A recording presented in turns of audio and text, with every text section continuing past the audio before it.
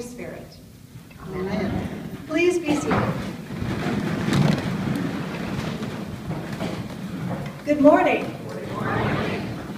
It is my privilege to be with you today. I thank you very much for your warm welcome. Bishop Mayer is on vacation. He sends his greetings from New York City, where he is with his wife Kathy and his children and grandchildren. He could have picked a cooler week in New York, but there you have it. So please know that he is thinking of you and praying for you today as always. When I was a kid, our family had a small farm. And like most small farms, it did not generate enough income to support our family, so my father also sold farm equipment for John Deere tractors. And he had a company pickup, white, shiny company pickup, with those metallic signs. Remember those? The magnets, that's it, thank you. That stuck to the side, and it usually had the name of the company, and his had a running deer, which is sort of what he did. He ran all over the county and helped people with their farm equipment. So I was thinking last week, if my mom van had those signs on the side, what would they say? And I thought, well, maybe they would have a picture of a crocus on them, the first flower of spring, and it would say, Harbinger of Change.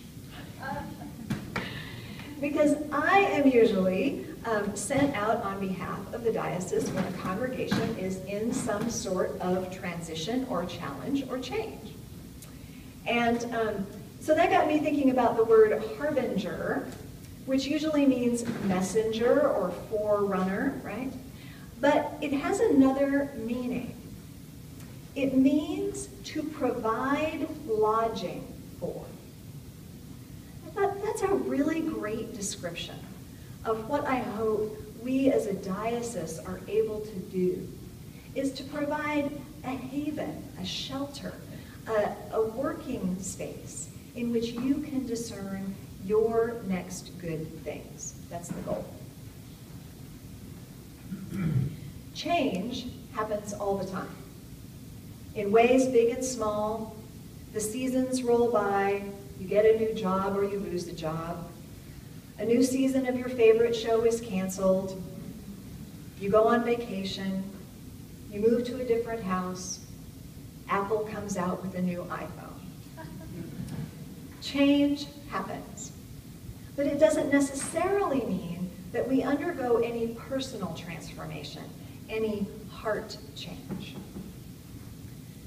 The change here at St. Martin's is a great opportunity for more than change in circumstance, in personnel.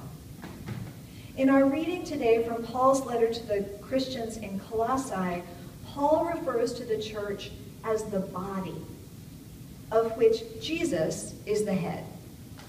And Paul reminds us that, in spite of the fact that we have been estranged from God and hostile to our neighbors and we've done evil, the power of Jesus' resurrection is meant to transform the world, beginning with Christ's body, beginning with us, beginning in us. The trouble is, when change appears on the horizon, our typical human reaction is to be anxious. And anxiety often short-circuits flexibility and creativity, stirs up fear and doubt, and causes tension and irritability. In today's gospel lesson, we see Martha experiencing a good kind of change. But anxiety comes with it. There's a new teacher in town, a rock star of sorts, a breath of fresh air, someone who is healing people and making religion and relationships new. When Jesus enters Martha's village, Martha steps out of the crowd and does the unthinkable. She boldly, bravely invites this Jesus to her home. This isn't the sort of invitation, that you've prepared for that goes out in the mail weeks beforehand. So you have time to clean the house and, make the menu and pack the larder. This is the sort of invitation where, you invite somebody that you don't really think is going to come, and then they come. So Martha is doing what you or I would probably be doing, which is scurrying around, working up a sweat, trying to make sure that there are enough places to sit and enough food to eat and enough beverages to drink. As Martha is scurrying around, she realizes that she is in the kitchen by herself. Her sister Mary, who typically works in the kitchen alongside her, is sitting, just sitting at Jesus' feet, listening to him. We often overlook the truly shocking thing that happens next. Martha goes to Jesus, accuses her guest of not caring what is happening to her, and then tells Jesus what to do. Imagine that Oprah or Desmond Tutu or Bruce Springsteen or somebody else that you really admire has come to town for a concert or a presentation, and for some reason you have backstage passes, and so you walk up and say, "Hey, would you like to come to my house?" Now imagine that person in your home. Would you ever tell that person what to do? Martha, in her anxiety, has lost her mind. Jesus has a very interesting response. He does not make fun of Martha. He does not tell her she's been a very bad person. He basically says, look, your stress and anxiety have got the best of you. Just remember what's important. That's really an invitation to her.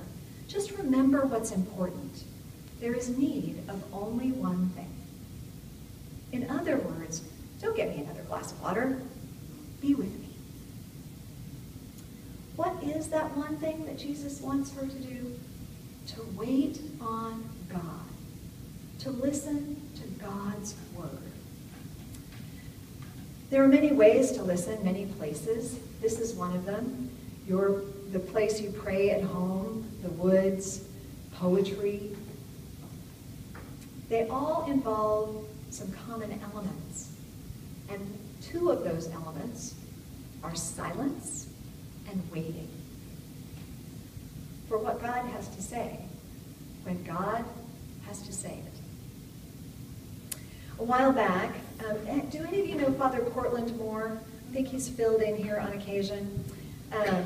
He's one of our old guard champions in the diocese, and I love to hear him preach.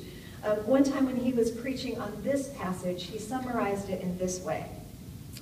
He said, I have always thought that the gospel story for today about Martha and Mary typifies the differences between those who want to tell God how to run his universe and those who are willing to wait for him.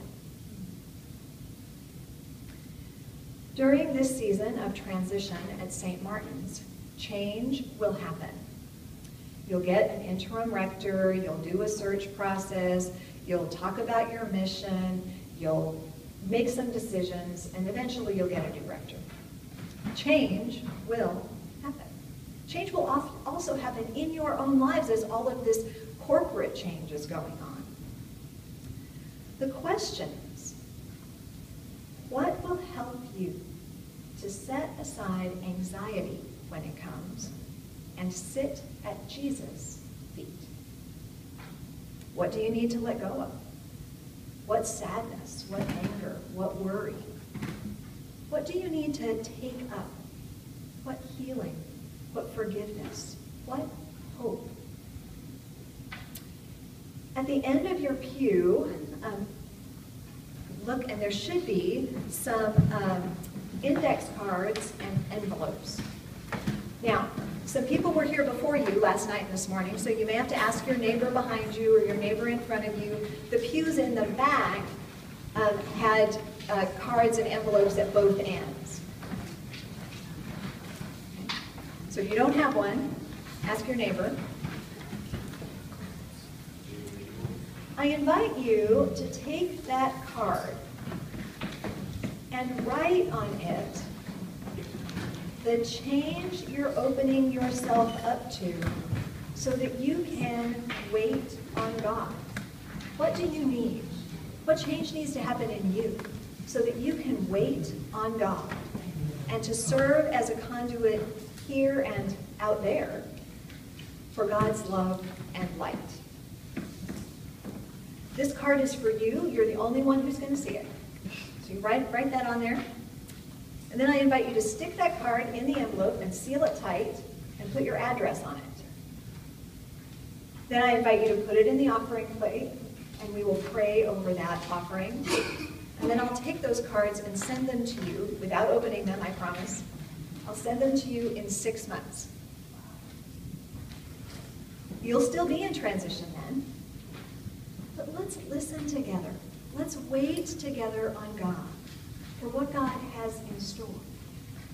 And let's expect God to give us even those things which we cannot quite imagine, but which we need, so that we can receive more love, more peace, more joy, and be vessels of that here and out into the world.